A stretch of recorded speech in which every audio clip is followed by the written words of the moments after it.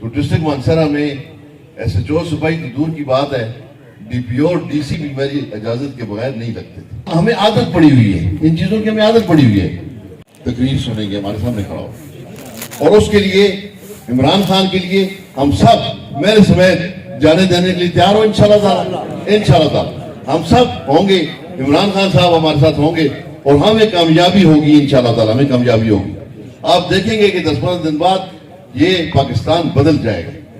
آج بھی ہم حکومتوں کے اندر بیٹھے ہوئے ہیں. میں نے پہلے پیس پارٹی کی حکومت میں وزیر تھا، ابھی بھی میں کابینہ کا ممبر ہوں، بابر سیم صاحب بھی کابینہ کے ممبر ہیں. ہم ادھر بیٹھے ہوئے ہیں. آپ یقین کریں کہ زمین و آسمان کا فرق ہے، زمین و آسمان کا فرق ہے. میں اپنے باجیوں بھتیجوں کو کہتا ہوتا ہوں کہ جب میں پیس پارٹی کا منسٹر تھا تو ڈسٹرکٹ مانسہرہ میں SHO صوبائی تو دور کی بات ہے، DPO اور DC بھی میری اجازت کے بغیر نہیں لگتے تھے.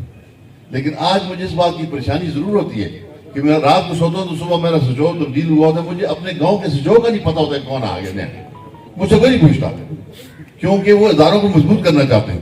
لیکن اس بات کی ساتھ میں خوشی ہوتی ہے کہ میرا SHO اگر غلط کام کرے اور اس کی میں شکایت کروں تو دوسرے دن ہی وہ تبدیل ہو جاتا ہے، بات ہماری مانی جاتی ہے.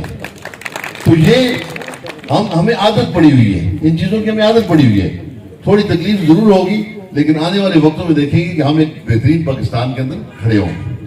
آج ہم کیا کرتے ہیں، یہ سارا کچھ ہم پیسہ لا کے دیتے ہیں ادھر اپنے اپنے علاقوں میں، تو پیسہ نظر ہو جاتا ہے کمیشن کا، ٹھیکیدار کا. اگر 100 روپیہ دیں ہم کسی کام کے لیے تو خدا کی قسم 30 روپے بھی نہیں لگتے. باقی سارا پیسہ ادھر ادھر غائب ہو جاتا ہے. پھر لوگ کہتے ہیں کام نہیں ہو، تو کام اسی لیے نہیں ہوتے کہ اختیارات نہیں ہیں آپ کے پاس. وہ اختیار حاصل کرنے کے لیے، حقیقی آزادی لانے کے لیے آج ہم سب نے نکلنا ہے انشاءاللہ تعالی. تو اللہ کی ذات عمران خان صاحب کو کامیاب کرے. اللہ کی ذات پاکستان کی پوری جو ہماری 22 کروڑ عوام ہے، اللہ انہیں کامیاب کرے. کیونکہ ہمارا جھگڑا عمران خان کا صرف نہیں ہے، 22 کروڑ عوام کا جھگڑا ہے اس نظام کے ساتھ.